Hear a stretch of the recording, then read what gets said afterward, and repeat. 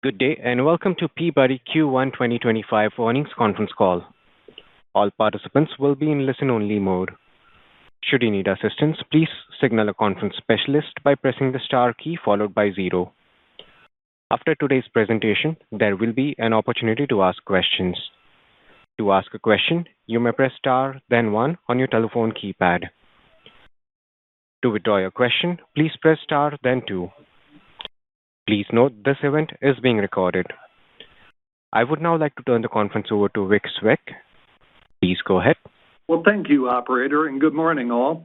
Thank you for joining today to take part in Peabody's first quarter call.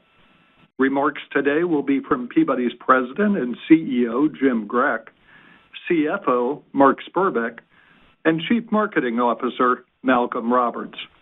Following remarks, naturally, we will open up the call to questions. We do have some forward-looking information today, and you'll find our statement on forward-looking info in the release. We do encourage you to consider the risk factors referenced here, as well as those in our public filings with the SEC. And I'll now turn the call over to Jim. Thanks, Vic, and good morning, everyone. It's clear that Peabody has had an excellent start to the year. The platform demonstrated two significant attributes that I'll emphasize today. First, the balance and resiliency of our diversified global portfolio, and second, the ability of our team to manage to the market and control the controllables. I'll summarize some of our highlights before turning this call over to Malcolm.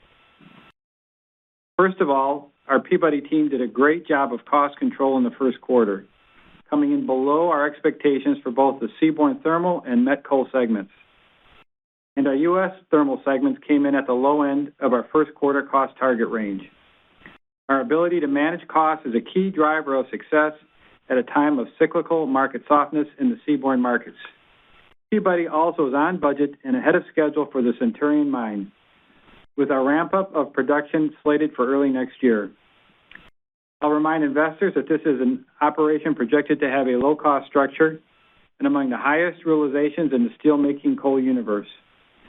So we expect Centurion to garner the highest margins in the Peabody system over time. I was also privileged to take part in a White House event several weeks ago.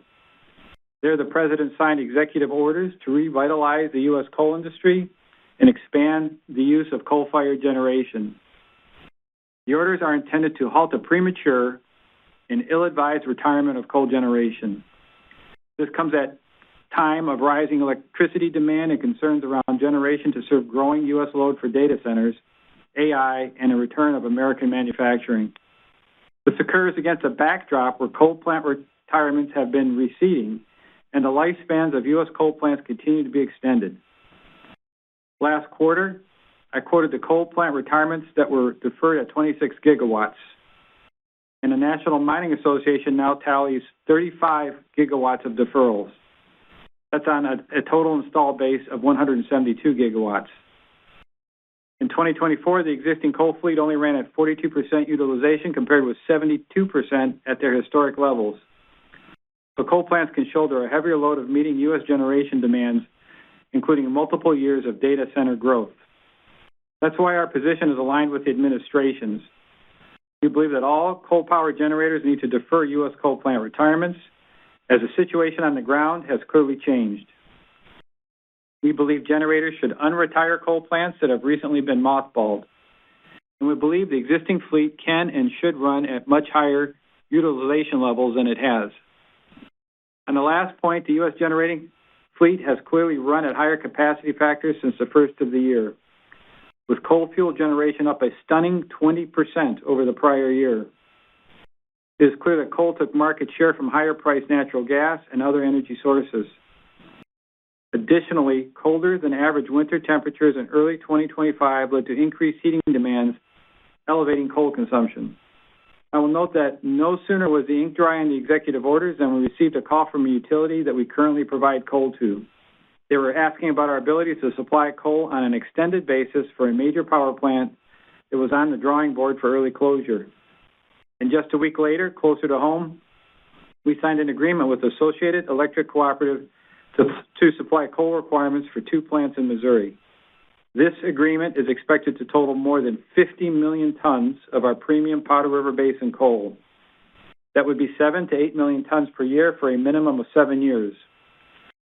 I'll make a few points about this type of agreement. First of all, for those who continue to predict the demise of coal, we continue to see substantial U.S. coal demand many years into the future. Second, rural electric co-ops like Associated tend to be very close to their end customers.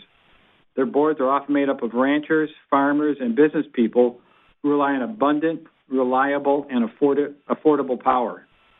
And finally, Missouri faces some of the same new challenges of rising electricity demand that most states are grappling with. Missouri officials have raised alarms that they may not have the power to supply their expected load growth, even before new data centers come to the state.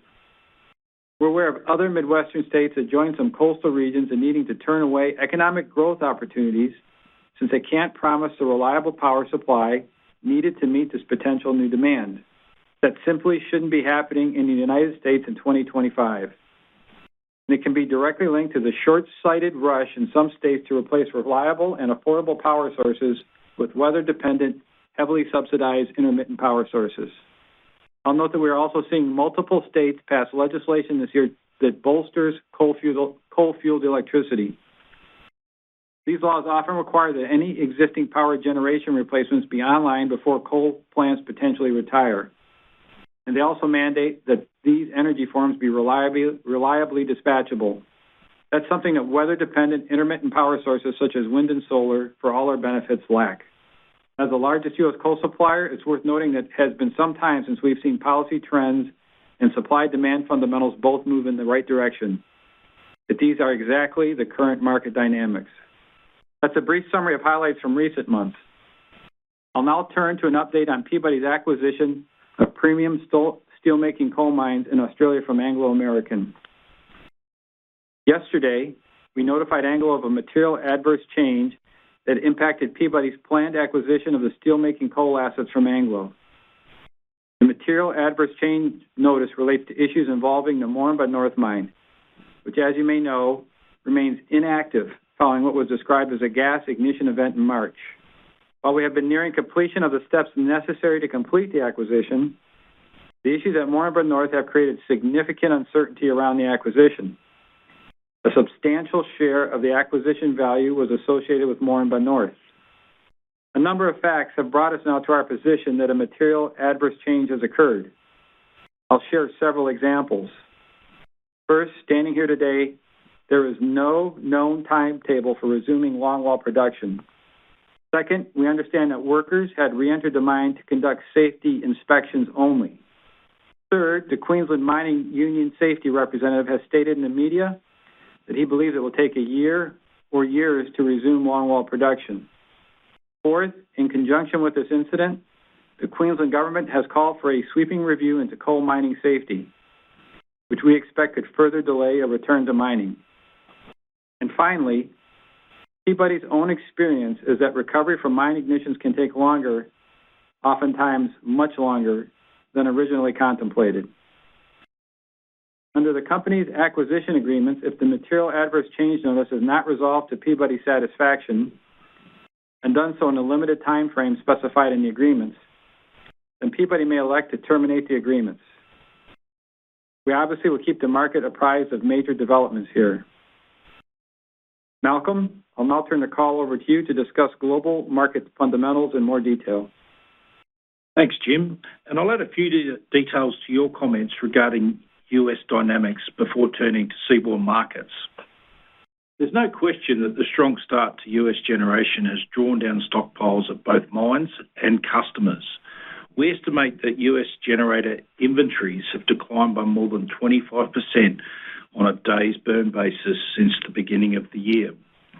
Elevated natural gas prices and the intermittent nature of renewables left a strong opening for U.S. coal burn to increase, and it did. For the full year, the EIA is projecting coal generation to increase 5%, while U.S. coal production declined 6%, which is a strong market fundamental as the year progresses. Year to date, we have seen good interest in increased volumes as well as near maximums being taken under requirements contracts where we agree to supply all the coal a plant may need. Turning to seaborne thermal coal markets have been well supplied following a weak winter in Asia that both trimmed back demand and provided a backdrop for production. As a result, thermal coal prices reached 4-year lows in March. At sub-$100 thermal coal prices for high energy products, we've begun to see some production rationalisation that can only be expected to accelerate the longer that thermal coal prices remain around current levels. The demand story for thermal coal remains intact, with 600 gigawatt of coal-fueled generation under construction or in various stages of development, most of which is in Asia. For every coal plant retired in the US over the last decade, more than 3 plants have switched on in China and India. Within seaborne metallurgical coal markets, the beginning of the year has been weak, as China has continued to increase steel exports and experience soft domestic demand. When reviewing current met pricing, one true axiom is that one cannot predict future prices. But as we look through past cycles, there are certain elements that need to be in place before a market improvement. We see many of those elements today. The average 5-year benchmark price is $80 above March spot levels and at our lowest mark in nearly 4 years. We estimate that more than 100 million metric tonnes of seaborne met coal production are underwater at March spot prices, representing some 30% of total seaborne met coal supply. This suggests supply will come out of the market and support a recovery in prices. Almost on cue, we've seen prices rebound modestly from the March low, and we'll see what traction that gains. We do note that supply has begun to look increasingly challenged, with economics, wet weather in supply regions, and unscheduled production outages all combining to result in a much tighter market where we sit today than where the market was at the end of March. It has been our view that the second half will be stronger. With blast furnaces in India coming online, we continue to see India taking over the growth in global metallurgical coal demand in coming years. Finally, a word on tariffs. While the ultimate impact of tariffs may be most felt in an easing of global GDP, we remain optimistic that this will be a temporary phenomenon. I would like to point out that China and tariffs have proven to be an immaterial issue for Peabody, as less than 0.5% of Peabody's volumes were flowing from the US to China. This small volume is now being placed in other markets. And of course, we import no coal into the US. That's a brief review of coal market dynamics. I'll now turn over to Mark. Thanks, Malcolm, and good morning. I would like to echo Jim's comments on our strong start to the year and add a bit more insight on the financial results. In the first quarter, we recorded net income attributable to common stockholders of $34 million, or 27 cents per diluted share, and adjusted EBITDA of $144 million. Amid challenging market conditions, Peabody's diversified global coal portfolio and strong balance sheet continue to deliver value for shareholders. Favorable cost performance across all segments and better than anticipated volume from the Seaborne Thermal platform drove strong EBITDA results. We generated $30 million in free cash flow, net of $47 million of continued development at Centurion. From a balance sheet perspective, at March 31st, we held nearly $700 million of cash and had over $1 billion of liquidity. Our reclamation obligations remain fully funded, and we continued our cash-positive net debt position. And we again declared a 7.5-cent per share dividend. Let's now review segment results. The Seaborne Thermal segment recorded $84 million of adjusted EBITDA and 32% margins. Wilpinjong exceeded production forecasts, exporting an additional 400,000 tons, and the segment achieved average cost per ton $6 below first quarter guidance. The Seaborne Thermal platform continues to deliver high margins throughout the cycle. Over the last 3 years, adjusted EBITDA has outpaced capital expenditures by a 9-to-1 margin, driving nearly $1.5 billion in cash flow.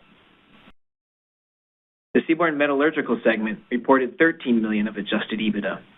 With lagging market conditions, we slowed the return from a longwall move at Shoal Creek and increased stockpiles, resulting in sales modestly below company targets. The team did a good job reining in costs here as well, achieving $12 per ton better than expected. The U.S. thermal mines generated $69 million of adjusted EBITDA in the first quarter. This business epitomizes stable cash flows and low capital reinvestment. 2025 business is fully contracted at planned production levels, and meaningful pieces of 2026 and 2027 are already in the books. The PRB mines exceeded expectations for the quarter by shipping 19.6 million tons, given the sharp increase in coal-fueled generation that Jim noted.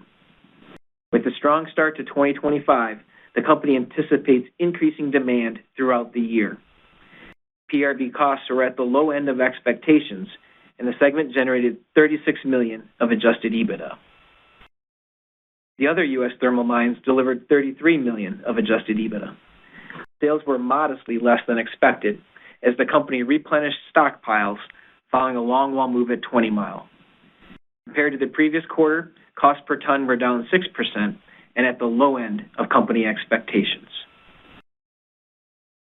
Looking ahead to the second quarter, Seaborne Thermal volumes are expected to be 4 million tons, including 2.5 million export tons, 800,000 of which are priced on average at $77 per ton, while 1 million tons of Newcastle product and 700,000 tons of high ash product are unpriced.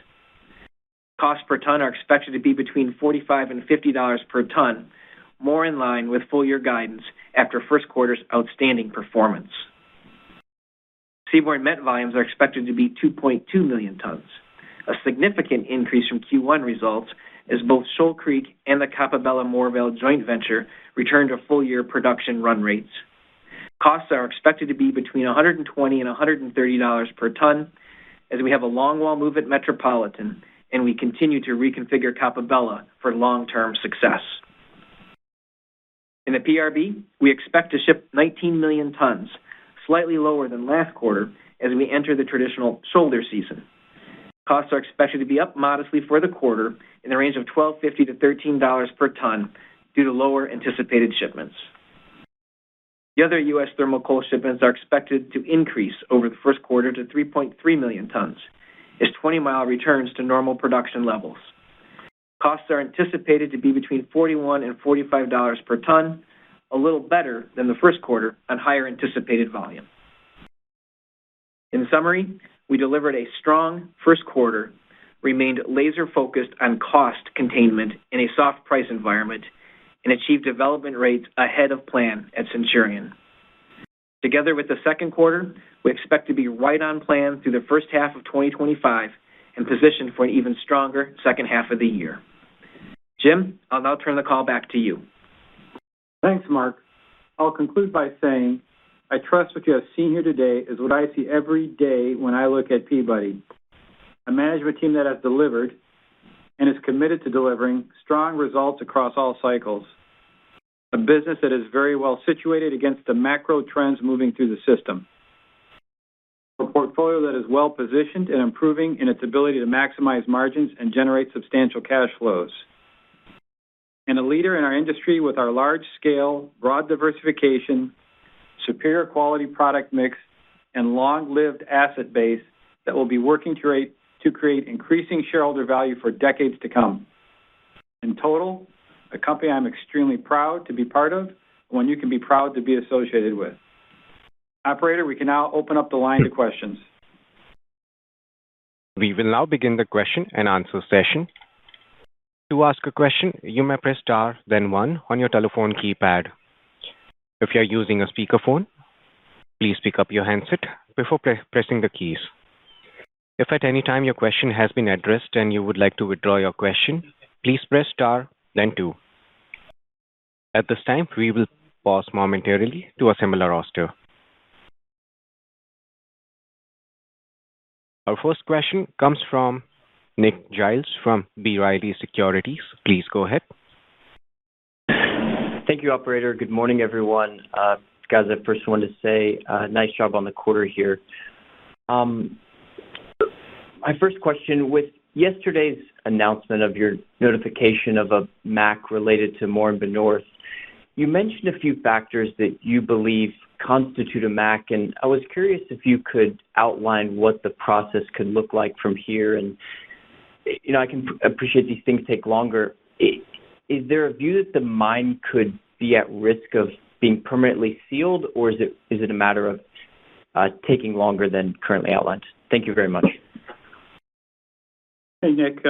Thanks for joining us on the call. And as you said, we got off to a really good start for the year. I'm very proud of what the company has accomplished in the first quarter and setting us up for the rest of the year. I think you asked two different questions there. One is on the timing, and then I think the second was, about the MAC itself and what constitutes it. So on the first one, on the timing, there's a 10-day period which Anglo has to formally respond back to us on the MAC itself and how they intend to go forward. And then after that, it could be up to 90 days or less to work through a cure period.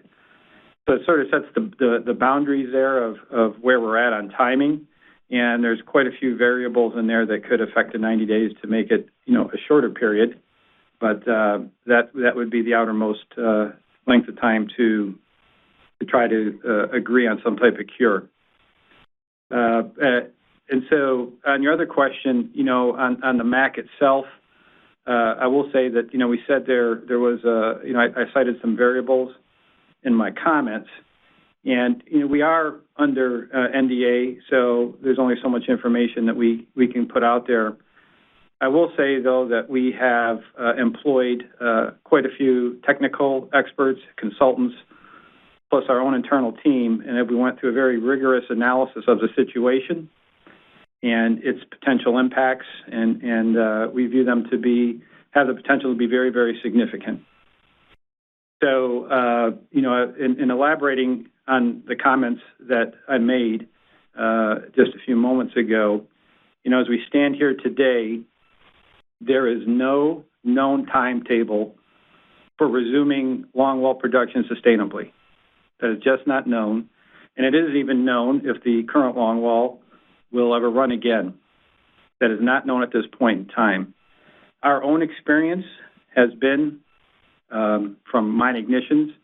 The timelines can take long or even longer than you anticipated, and our experience unfortunately had us sealing in a longwall. We also understand, as I noted, that the workers have not yet re-entered the mine to do any production work, only to do inspections. So we're getting on 40 days here now where no work other than inspections, no production work has been done in that mine. So to have a timeline that says from when the ignition occurred to a longwall running sustainably in 3 to 4 months, to us does not seem reasonable, and is, again, part of the data that we've used in analysis to do the MAC. And the last point I'd like to make there, Nick, is the Queensland Mining Union Safety Representative has stated in the media that he believes it will take a year or years to resume longwall production. So again, based on a lot of data that we didn't cover and the facts that I've just talked about, in a very rigorous technical analysis and economic analysis, we feel very comfortable with the MAC notice that we've given to Anglo. Jim, I really appreciate all those comments. This is very helpful. So, under assuming that a MAC has in fact been triggered, you did note in the release yesterday that Peabody may elect to terminate the agreement if the MAC is not resolved. And maybe just a clarifying question on your comments there. Should we assume that this resolution would be not only a resumption of longwall mining, but a sustained resolution, sustained longwall mining? And so to you, what does that look like? Would there be a target level of production in mind? Just any more color around that would be helpful. Yeah, Nick, I'm not going to get into, too many details here. I don't want to get into negotiations on our earnings call. But I'll just say that, we need to see a sustainable longwall production, a longwall that is up and running well for a period of time.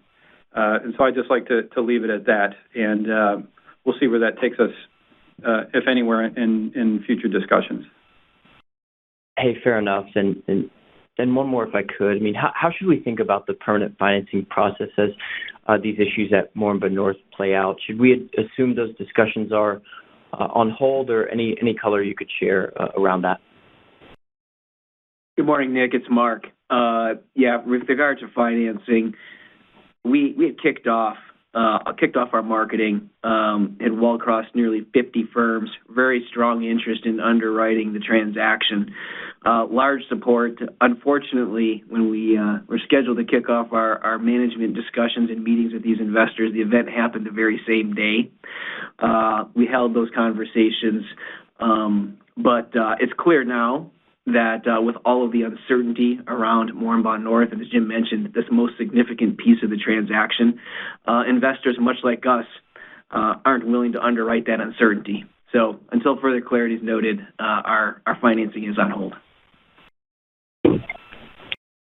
Guys, again, I really appreciate all the comments. So continued best of luck. Thanks, Nick. Thank you. Your next question comes from Chris LaFemina from Jefferies. Please go ahead. Hey, guys. Thanks for taking my questions. I have a few questions related to the Anglo deal. The first is just on the MAC itself.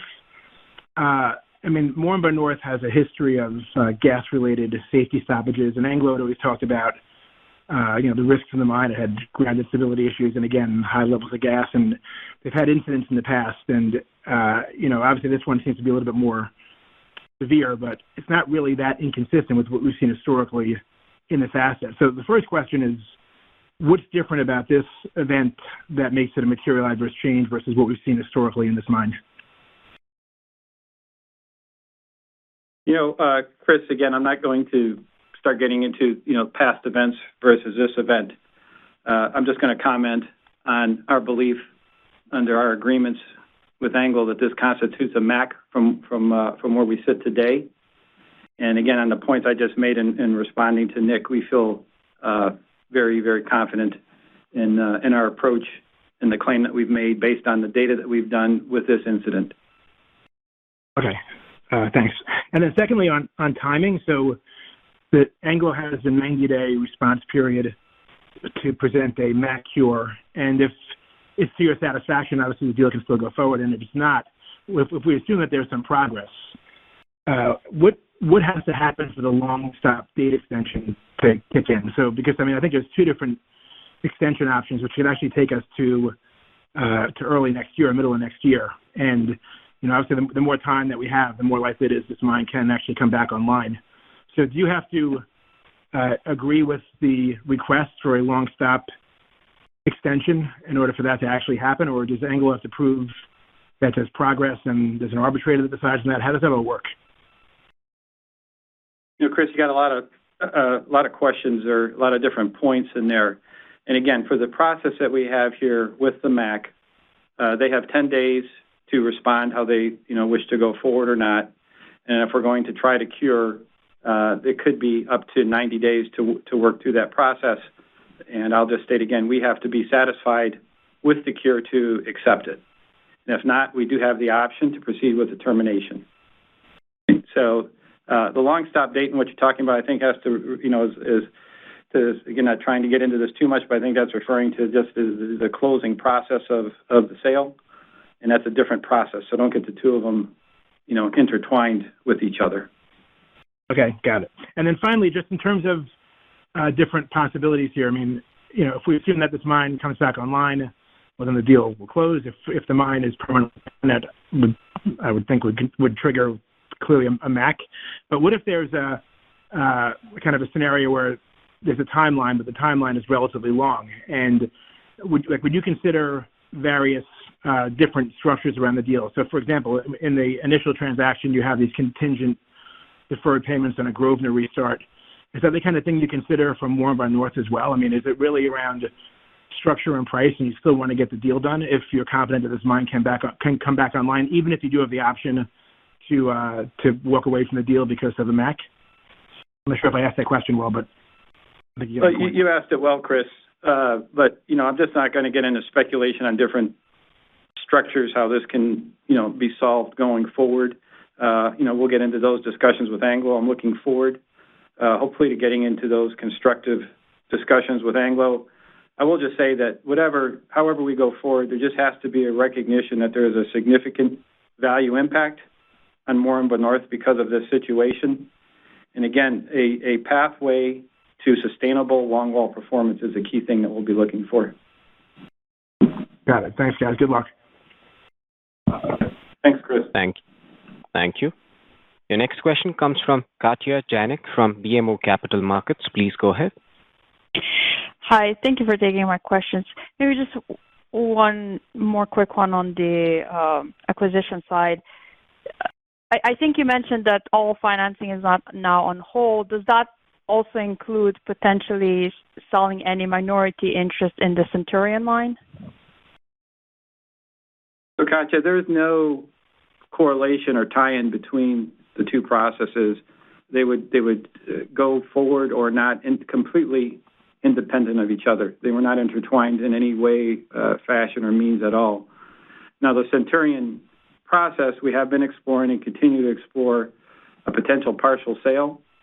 We've had a very, very robust response to that, but we're still real early in the process of deciding whether we want to proceed or not on that. It's still early days on that. But again, I'll make it very clear: there is no correlation between any potential sale of any aspect of Centurion and the Anglo process. Okay, that's good. Thank you. And then maybe focusing a little bit on the costs. Obviously, a very good quarter on the cost side. But then when I look at second quarter guide, can you talk about why we're going back to more annualized numbers? And what are some of the puts and takes that really drove the first quarter costs down and these that potentially are not repeating in second quarter? Good morning, Katja. Yeah, a couple of things to note. First quarter performance is absolutely outstanding, and wanted to thank all of our mine general managers and operations leadership for really turning in a strong performance in first quarter. Laser focused on costs, we saw a reduction in overtime shifts and contractors and improved productivity. So really off to a great start to 2025. When we look at volumes coming down in the second quarter in the PRB quarter over quarter, see the same thing in Seaborne Thermal. Seaborne Met, we do see some volumes increasing quarter over quarter, but costs going up. There, I'll remind you, as we talked last quarter, that we continue to reset Capabella for long-term consistency and success. For the full year, we're going to move about an additional 6 million BCMs, which is expected to increase segment cost nearly $5 a ton for the full year. We got a good start to that in first quarter, but less than ratable. So we're expecting more of that in the second quarter. So you can see that, right now we're definitely trending toward the low end of some of those cost guidances for the year. I do see upside in Seaborne Met costs. I do see upside in Seaborne Thermal costs. And as Jim noted, and as I as well in the remarks, I see upside in PRB volumes going forward with strong demand and a strong start to 25. So, we've had a really good start to the year. We're one quarter into the year.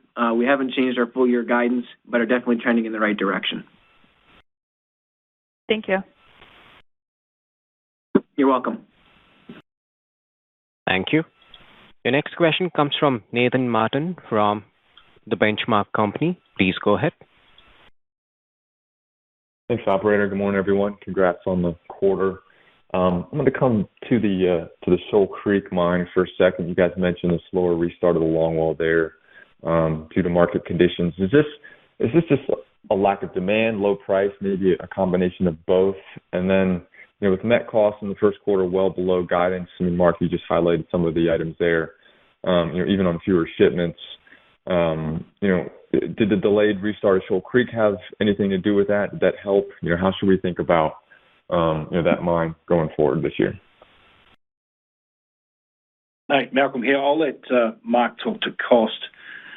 Look, what we saw during the quarter I think everyone in the US saw this, but during March, it was a pretty bleak period looking to put product, particularly high-vol product, into the market. There was a lot of threats of retaliatory tariffs and the like. And the spot market dropped to, on a short basis, potential for high-vol product very close to two figures. We were seeing others do deals at those types of levels, and we decided to hold some volume back. So to give you an idea, we held back about 170,000 tonnes of sales we otherwise would have planned to have made. The market's recovered from there. People are, the China issue, people have rebalanced volumes and the like. So, we've got through that.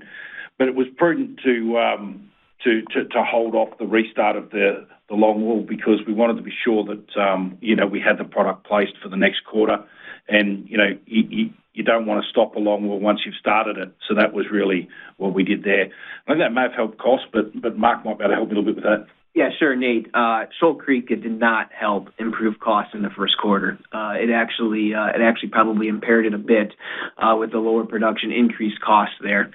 Shoal Creek is probably below our average cost for the full segment. So really, the first quarter performance was just outstanding productivity and cost management at the other mines.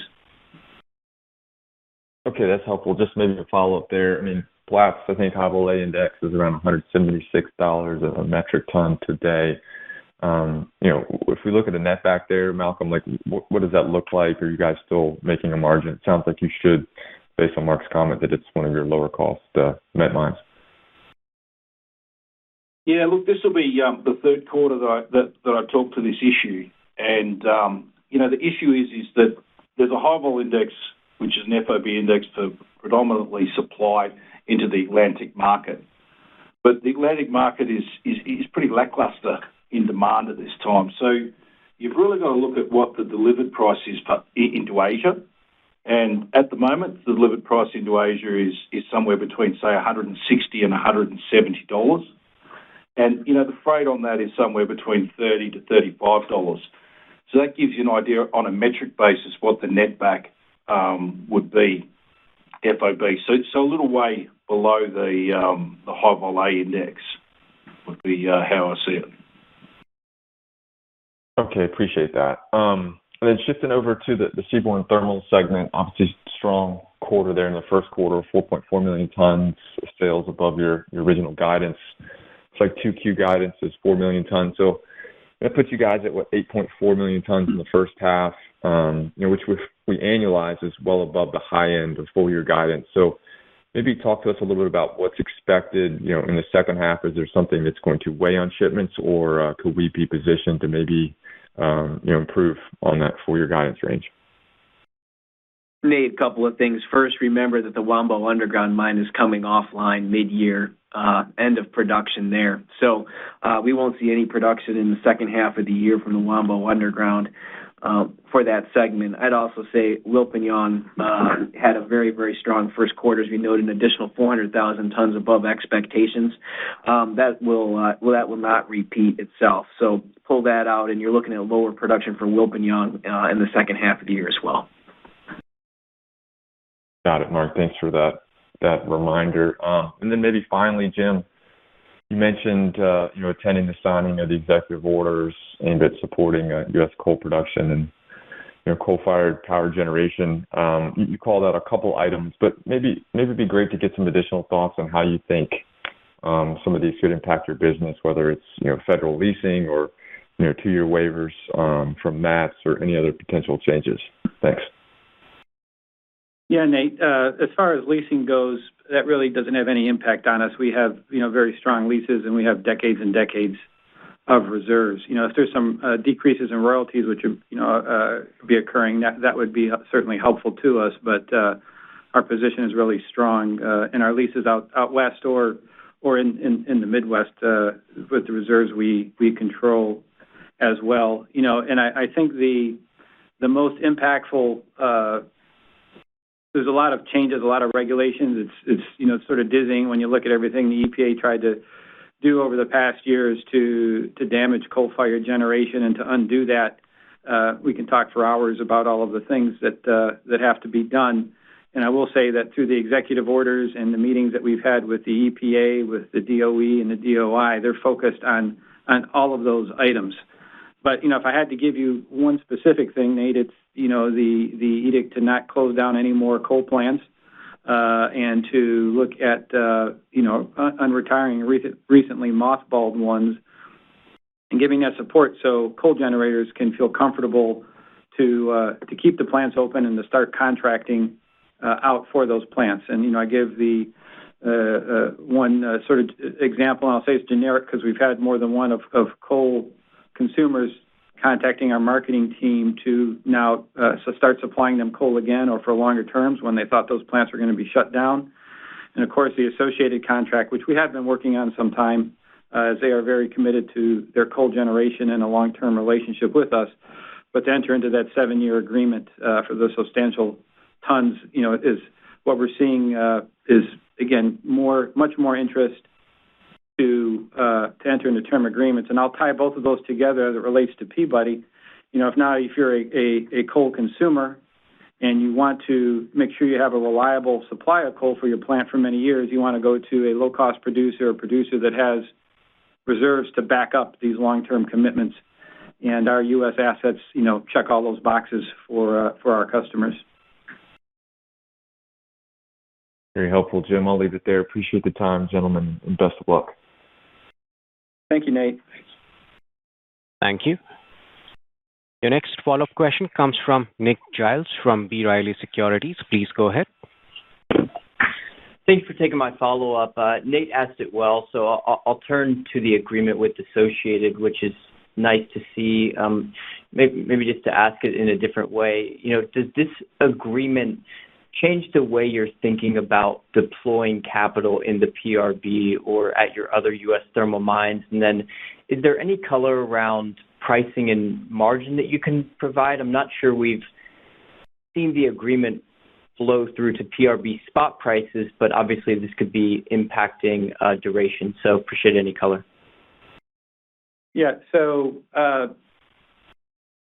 Nick, I think Mark made the points, and we've made them at other times, that our U.S. assets are very, very low capital for the amount of cash flow that they generate. And we've always invested in them with the expectation, that those mines are going to be running for the life of their reserves. So we've never shortchanged the capital on them. And that's part of the commitment we made to our customers that, while other coal companies may be wavering or coal generation plants may be looking to shut down, we're going to be here for you. You can count on us, and we're investing to be here for you. So it doesn't change at all what we're doing with our capital investment or our maintenance, because we've always been situating ourselves to be here for the long term and to have very good margins. Now, I think the second part of your question, if I was trying to understand, Nick, were you asking specifically about the pricing mechanisms in the associated contract? Was that what you were asking about? Yeah, correct. Or just in general? Both. Yeah, Nick, I just say that it gets into confidential nature of the contract. I'm not sure we're really free to be talking about the pricing mechanisms within that contract. But if you want to talk about, I guess all I'll say is on it is it's market based. I'll just leave it at that. If that's helpful, Nick, and I won't go any further than that. And if you're talking about our the rest of our portfolio and the margins and the contracting, I think I'll just refer back to what we have in the guidance, maybe as best to answer that, because it's sort of a broad question, Nick. If there's something more specific, we'll be happy to follow up with you on that. But does that give you enough of what you're looking for? That's enough. I guess maybe, asked in a different way, as you're still generating a healthy margin in the PRB. And so, what should give us the confidence that we can underwrite a margin like this into the long term, especially if PRB volumes could decline? Well, I think there's a few things. First off, you can look at our track record and our history, and you can look at the strength of our reserves, so our cost structure and what we've been specifically in the last 6 months to 9 months, what we've done with our cost structures. I think you can expect to see us going forward and with that. So on the cost side, the basis of our reserves, how we've historically performed, I think should give you all the confidence in the world for that. And then, going forward, market prices are always a product of supply and demand. And we have the best reserve position in the basin. We have the lowest cost reserve position in the basin. So, whether other producers are here for the time that we can be here, I'll leave that up to somebody else to comment on. But we feel very, very good about our position compared to other companies. And the demand side for all the things we talked about has a lot of tailwinds behind it. So, at today's prices or stronger prices, our costs are going to be very predictable, and we feel very good about those margins. Jim, that's all very helpful, and I agree that your competitive advantage in the PRB is underappreciated. So if I could sneak in one more, nice to see Centurion ahead of schedule. Apologies if I missed it, but what was the spend towards Centurion in Q1, and what remains in 2025? Yeah, Nick, I'll give that one over to Mark to respond to. Sure, Jim. In the first quarter, we spent $47 million toward the development of Centurion. When you're looking at the total to get that longwall into production in the Southern District, there's about $150 million left. Got it. Guys, thanks for listening. All righty. Yeah, Thanks it's really quite an achievement. I think, Nick, a lot of people misappreciate that as well, that we've fully funded and self-financed the entire development of Centurion. When you include the acquisition award as well, we've spent $540 million to date on that, all self-financed, while still continuing to provide shareholder returns and dividends. So, looking forward to getting that done. That thing should be in longwall production first quarter next year. Good to hear. Guys, thanks again for all the color. Best of luck. Thank you, Nick. Hey, thank you, operator. Thank you, operator, and thanks to everyone for the time today. I also want to give recognition to our Peabody team and our continued focus on, safe, low-cost, and environmentally responsible operations. So we look forward to keeping you up to date on our progress as the year rolls on. Thank you. Thank you.